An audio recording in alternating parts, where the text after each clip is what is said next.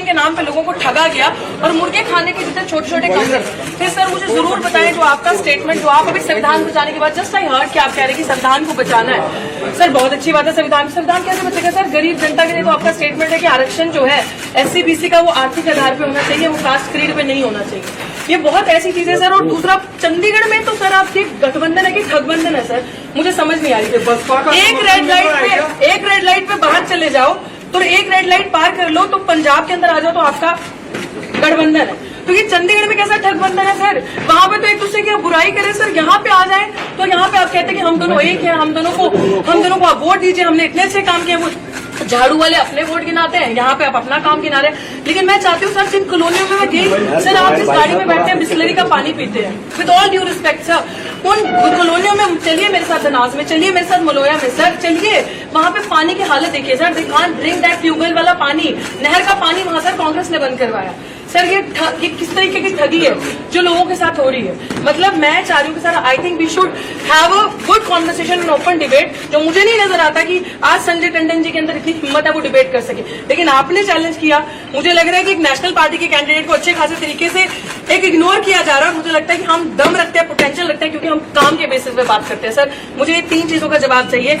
सबसे पहले तो सर ये जवाब दे दीजिए, जो SC BC के रिजर्वेशन पे आपने बात कही है कि आर्थिक बेसिस होना चाहिए। पहले तो आपका बहुत बहुत धन्यवाद, thank you so much sir, कि आप यहाँ पे आए। आप में ये हिम्मत है, ये शिद्दत है कि आपने अपने आप स्वयंभू आकर हमारी जो प्रेस वार्ता है उसमें शिरकत की। आपका बहुत बहुत धन्यवाद। मुझे अखबार में पता लगा कि शायद जब आपको तोला जा रहा था तो कंडा आपके सिर पे गिर गया था, तो मैं आशा करता हूं कि आप पूरी तरह से स्वस्थ हो। तीसरी बात मैं आपको कहना चाहता हूं, देखिए संविधान में शेड्यूल्ड कास्ट और शेड्यूल्ड ट्राइब्स का जो आरक्षण है वो संविधान ने सुनिश्चित किया। उसके बाद जो OBC का आरक्षण है वो एक ऑफिस मेमोरेंडम 1990 में विश्वनाथ, मैंने आपको इंटरप्ट नहीं किया, 1990 में विश्वनाथ प्रताप सिंह जी की सरकार ने निकाला। उसका संशोधन करके 1991 में जब डॉक्टर नरसिम्हा की सरकार आई, आप तो शायद दिल्ली विश्वविद्यालय में प्रोफेसर भी हैं तो आप जानती होंगी कि उसका अनुमोदन करके TP नरसिम्हा जी की सरकार ने उसको निकाला। और उसके बाद वो मामला सुप्रीम कोर्ट में था और 1993 में सुप्रीम कोर्ट ने उसके ऊपर मोहर लगाई और जो OBC का आरक्षण है 27% उसको अप्रूव किया। इसके अलावा कई ऐसे प्रदेश हैं हिंदुस्तान में जहां पे जो आरक्षण है वो 49% से ज्यादा है। जैसे तमिलनाडु में आरक्षण ऑलमोस्ट 67% है। सो इसलिए जहां तक आरक्षण का सवाल है और कांग्रेस पार्टी का स्टैंड है, कांग्रेस पार्टी का और बाकी पार्टीज का स्टैंड बिल्कुल क्लियर है। My stand is absolutely clear.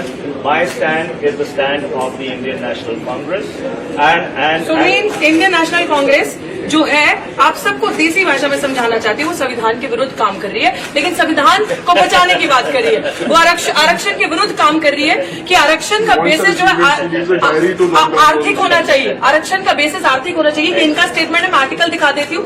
ठीक एक दिन पहले, कुछ दिन पहले, बिल्कुल मोहन भागवत का सर प्लीज लूज कमेंट करना बंद कीजिए सर। आप ये बताएं, सेंसेशन क्रिएट नहीं कर रहे सर, हिम्मत है डिबेट की। डिबेट ऐसे नहीं होता। आप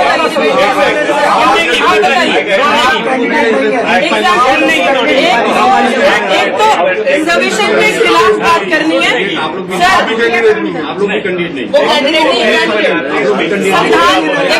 संविधान को बचाने की बात करनी है। बिल्कुल गठबंधन नहीं, गठबंधन नहीं, आम जनता की, वेरी नाइस, आम जनता की नजर में जब पंजाब में आप इलेक्शन फाइट कर रहे हैं, इलेक्शन फाइट बिल्कुल ये है कि क्योंकि इन्हीं लोगों के पार्टी से स्टेटमेंट आती है कि यूपी बिहार के लोगों को चंडीगढ़ से निकाल देना चाहिए, तो ये मायावती जी की नेपोटिस्ट स्टेटमेंट है। सुन लीजिए कि एक वुमेन का ये लोग रिस्पेक्ट सामने खड़े होकर नहीं कर सकते, और ये मायावती जी पे आप आप मायावती जी जब सड़कें नहीं थी ना, वो महिला सड़क पे थी, आप उनके बारे में बात नहीं करें। आप तो चंडीगढ़ में रहती नहीं है, मैं तो पैदा हुआ चंडीगढ़ में, आपको तो मैंने पहली बार चंडीगढ़ में वेरी नाइस। ये लोग चंडीगढ़ में रहते हैं, लेकिन ये लोग चंडीगढ़ के 110 सेक्टर में रहते हैं, चंडीगढ़ की कॉलोनियों में नहीं रहते, चंडीगढ़ की बस्तियों में ये लोग नहीं रहते। ये लोग, इन लोगों ने हमें देखा अभी, ये लोग गठबंधन की बातें करते हैं, लेकिन एक्चुअली अगर हम ठगबंधन इसको कह रहे हैं तो दर्द हो रहा है, because they have never worked, बस्तीज में काम नहीं किया है। अभी सिचुएशन ये है कि बहनजी पे टिप्पणी करना। अच्छा, आप ये बता दीजिए, आपकी सरकार नहीं थी, SC/ST सब प्लान में बता दीजिए क्यों लागू नहीं हुआ? आप बहनजी पे बात कर रहे हैं ना,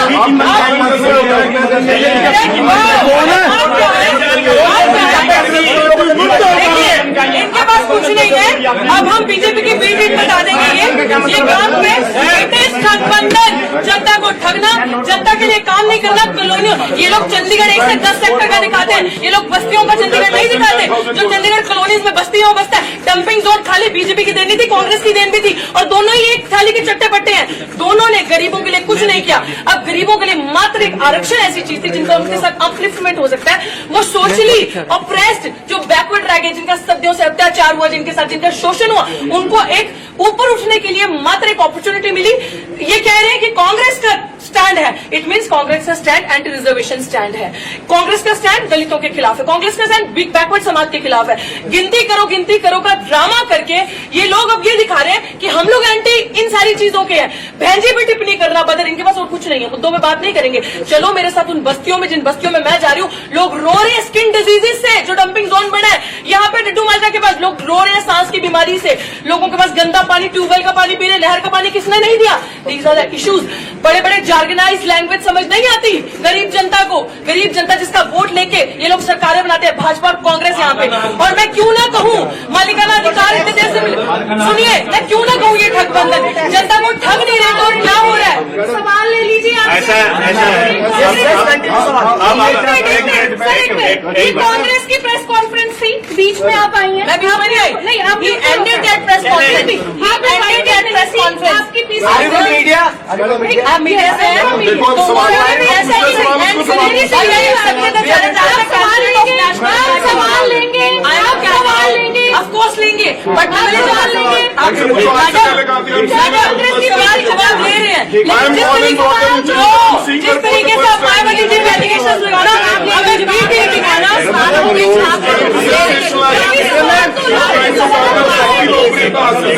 5,000 वोट मिलेंगे।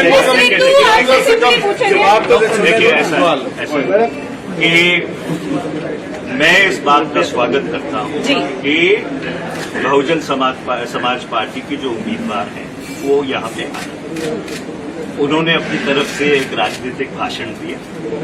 लोकतंत्र में हर आदमी को ये हक है कि एक मिनट आप मैंने इंटरप्ट नहीं किया। मैडम जी आप चुप हो जाइए, मैडम जी आप चुप हो जाइए, मैडम जी उनकी बात को सुना दीजिए। सवाल पूछ रहे हैं, सवाल पूछ रहे हैं, आप चुप हो जाइए, उसकी बात रखने दीजिए। आपने भाषण देना बाहर जाके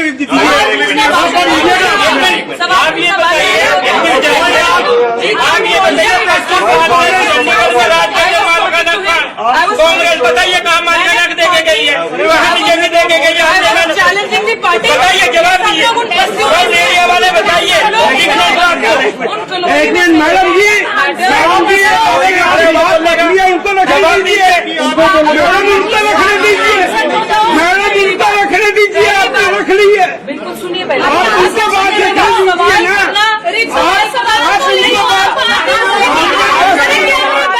ये सवाल ही नहीं ले रही है,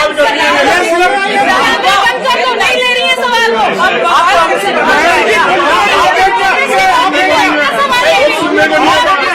सुनिए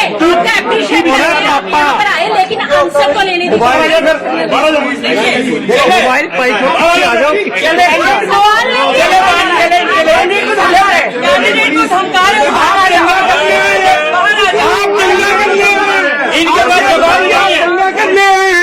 आप दंगा करके चली गई, इन्होंने मालिकाना हक नहीं दिया कॉलोनी वाले वालों को। बीजेपी वाले 10 साल राज करके चले गए, कोई लालका ने हक नहीं दिया कॉलोनी वालों को। जवाब दीजिए दोनों पार्टी को। बनाते हैं